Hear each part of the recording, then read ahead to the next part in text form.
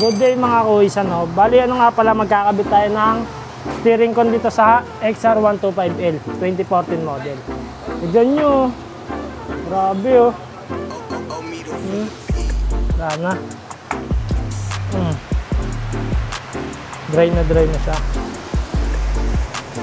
Kung may bali rito, boss, Wala pa yung kadena natin, budget meal muna. budget meal muna yung ginawa rito, no? Tali-tali muna. Para hindi na siya malaglag. Para hindi rin magano yung mga wire. Para hindi wala sa position yung mga wire.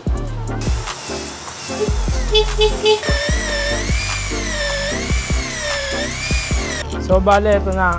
Magpapalit tayo ng genuine parts na steering con, tapos gagamitan natin puller.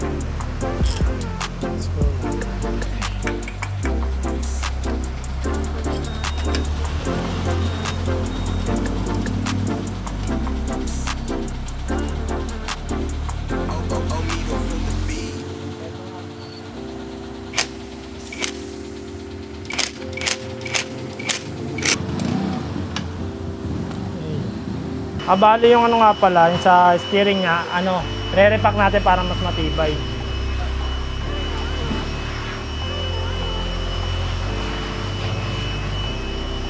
So dapat din natin pipirin yan yung grasa. Anong gamit yung grasa? Item tayo. Item grease.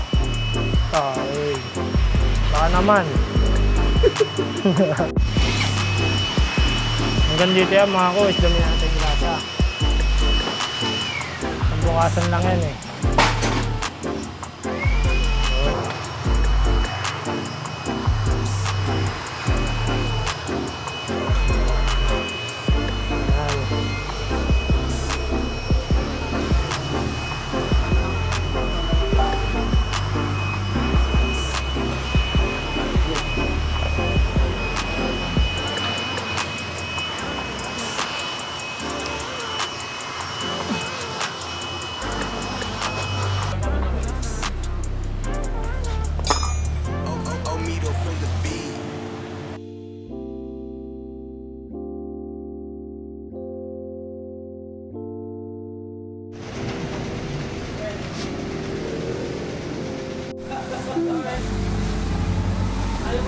So mga kuysay na, tapos na nga pala yung yung steering ko nitong XR125L.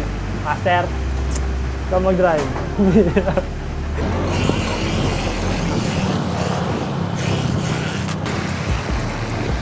Okay na to mga kuys. All good. Wala na siyang wobble. Pag nag-nonohan ka kanina, nagkakaroon ng wobble eh. So yun, ngayon wala na.